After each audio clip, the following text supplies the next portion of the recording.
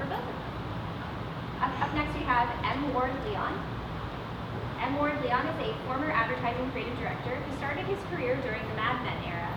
His writing on the Volkswagen Rabbit campaign won him inclusion into the Smithsonian Institution Advertising Archives. Recently, his writing has earned him 2 National Emmy Awards for public service and advertising. He recently became a published author with his novel, The Blood of the Beast. Welcome. Thank you. I know you're here for, and I appreciate your staying and listening. My name is M. Ward Leon, and I've written the book, Blood of the Beast. It's a story of an international French eco-terrorist group who has decided to go after poachers and big game hunters, and people who deal in illicit products such as rhino horns, elephant tusks, and palatin scales. Their name is taken from Edward Abbey's novel, The Monkey Wrench Gang. And the French name is called Le Don de la Clé du Sage. So if anybody speaks French, pardon my French. The story basically deals with 2 main characters who were friends during college. One is named Todd Styles, but his name in the gang is called Rodin. And he leads a team of mercenaries who travel the world wreaking havoc and vengeance against who they consider guilty. They attack everything from poachers in Africa to battling Japanese whalers in the Antarctic. His longtime friend, his name is Buzz Murdoch. He's a hippie holdover from the 60s who lives in Jamaica on a sailboat. And somehow he's befriended a 1,600-pound bumblebee grouper who's named Bumblebee Bee. And at some point in the story, they get into trouble, and he calls upon his friend Rodin in the Monkey Wrench Gang to help them get out of trouble. And as they say, wackiness ensues. So I'd just like to read the initial couple pages of the story. 911 operator, what's your emergency? Oh my God, there's blood everywhere. It's Dr. Merriweather. He's been killed. Come quick. Ma'am, are you sure he's dead? Yes, I'm sure. He has no head. The Detective Sergeant Johansson arrived at the doctor's office. The rookie uniformed officer who got there first was standing outside the front door. As Johansson approached the officer, he saw the kid thrown up into the bushes. Johansson called out, "Hey, rookie, this is a crime scene. If you have to do that again, next time throw up in your hat." "Sorry, sir, it's just that I've never..." "Where is he?" The rookie pointed and said, "Last room on the left, room 6. Johansson made his way through the lobby where Mrs. Posner, the receptionist, was giving details to Detective Wilson.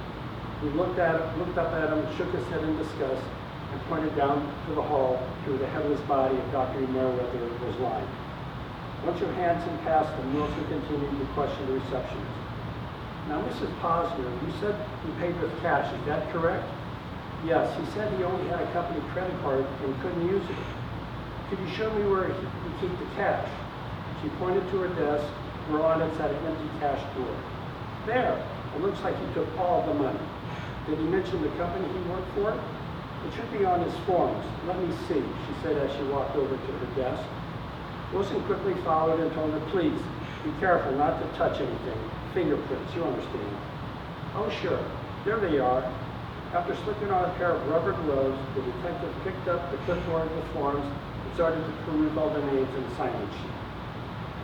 Detective Sergeant Johansson had been on the Bemidji Police Force for over 19 years and in homicide for the past 8. A recent widower who tipped the scales at a little under 260 pounds, he was balding with more hair under his lip than on his head. It was common knowledge that he had been wearing the same 3 suits since he joined Homicide Squad. He was tough, cantankerous, and old school. He played it strictly by the book, and he was quick to tell you that there wasn't too much he hadn't seen or come to evil men could do. But even he wasn't prepared for what he was about to see. As Johansson made his way down the hall to room 6, everywhere he looked, all he could see were stuffed animal heads and photos of the good doctor posing with his trophy case. If it weren't for the overwhelming smell of Listerine and the occasional piece of dental equipment, You'd think you were Teddy Roosevelt's rumpus room.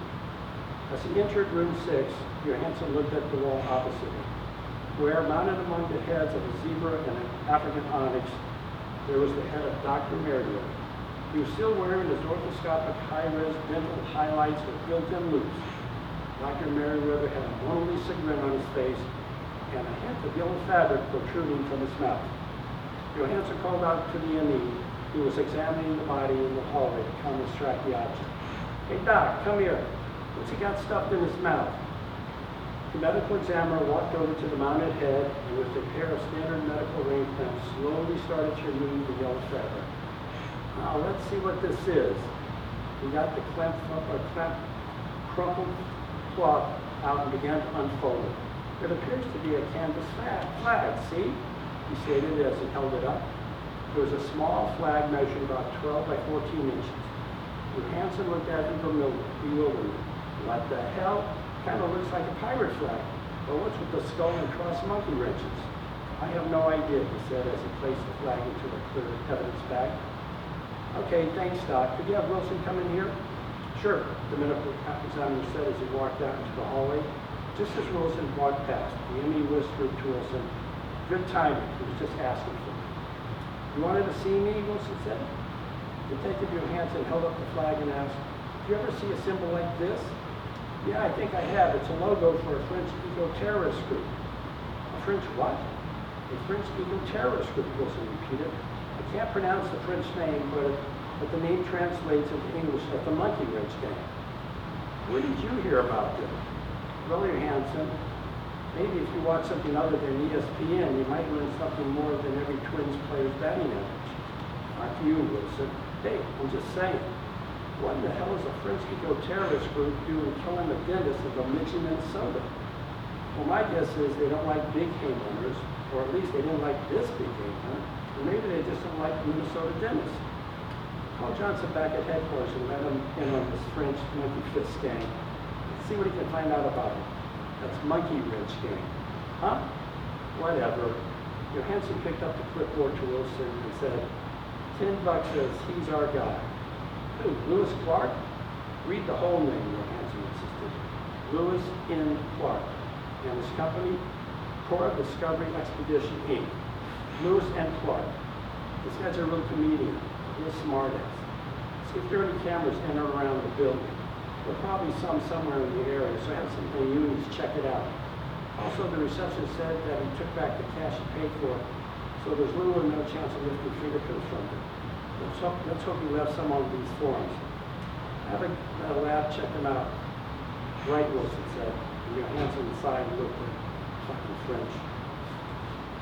The man known as Rodin, one of the dozens of action leaders with the North American branch of Volkswagen Rabbit, the United Nations labeled eco-terrorist group, had just left a covert meeting held in the Flatiron Building in Lower Manhattan. Normally, the action leaders would hold meetings virtually over the internet on dark websites, but this particular meeting required several of the team members to meet face-to-face as they organized and planned the latest upcoming combat missions against abusers of Mother Nature, codenamed Assisi. On those rare occasions where face-to-face meetings were needed, they would be held in a different location so as not to give law enforcement an opportunity to capture its members. Sort of like the floating crap game held in the 1950s and made famous in the play Guys and Dolls. They could be held anywhere, from New York City to Lima, Peru. The Gang de la Clé d'Assange had decided to set its sights on big game hunting organizations. Big game hunters that kill animals and even endangered species for sport, and those who profit from selling any items from those creatures. They had no issue with people hunting for food, and even in some cases for culling the herds for greater food and survival of the species. But killing for sport had to stop. Rodin's team, designated Red Team, was to initially travel to Africa the following week and to start the campaign against butchers, hunters, and safari outfitters. They were to take actions that would be spectacularly noteworthy, to get people talking, and to make people scared about hunting for sport. Rodin's number 2 man was an Icelander who called himself Odin, after the god of war and death. He was from Reykjavik, Iceland. Odin became involved in environmental causes in high school by protesting Japanese whaling ships for being allowed refueling privileges. He then became more active in groups like Greenpeace and Sea Shepherd. Finally, he yearned for a more aggressive, action-oriented organization. The Monkey Ridge Gang took its name from American writer Edward Abbey's novel, The Monkey Ridge Gang. The story is a fictional account of four environmental warriors while they liberate parts of Utah, Arizona from the evil road builders, miners, and rednecks. The Ghana Military Massage was formed in Paris by two brothers whose father was the CEO of the French oil giant ELF, which was involved in the Great Oil Sniff hoax of 1979. John Paul and Philippe Renault were two spoiled rich kids who wanted to shake up the establishment and piss off their father all at the same time. They started out with some college friends by organizing protest marches, which grew more and more violent over time. And as the oil scandal grew, so did the movement. Eventually, there were clashes with riot police who would fire off tear gas and rubber bullets and then start making arrests as protesters fought back. Some protesters began throwing rocks and bottles, and some Molotov cocktails. Soon, the police escalated to live ammunition, killing dozens of protesters, some of them as young as 14. The Renault brothers never dreamed that it started out as a way to piss off their father and evolved into a movement of international outrage. Over time, they extricated themselves out of the group as the Grand Military Massage became more and more militant and violent. They had literally achieved the goal beyond their wildest dream. As Rodin and Odin were strolling up Fifth Avenue to 34th Street before going their separate ways, Rodin charged Odin with giving orders to the other members of their assignments, the procurement of travel documents, and all the necessary equipment. Rodin leaned into Odin and said, "So are you good?" "Yeah, I'm good. Where are you off to?" "Oh, I have to go see a dentist." "Everything okay?" "Yeah, I just have a little pain I need to get rid of." At 4:35 in the evening, the reception area was empty. You could only see a lone woman sitting behind the counter. She looked to be reading a magazine. The office seemed like every dentist office in the world, with the universal smell, the combination of antiseptic and mouthwash. Then there was the inevitable sound of someone getting a new filling, the whirl of a high-pitched drill that makes one arch their backs nervously while waiting for the possibility of the drill bit touching the nerve.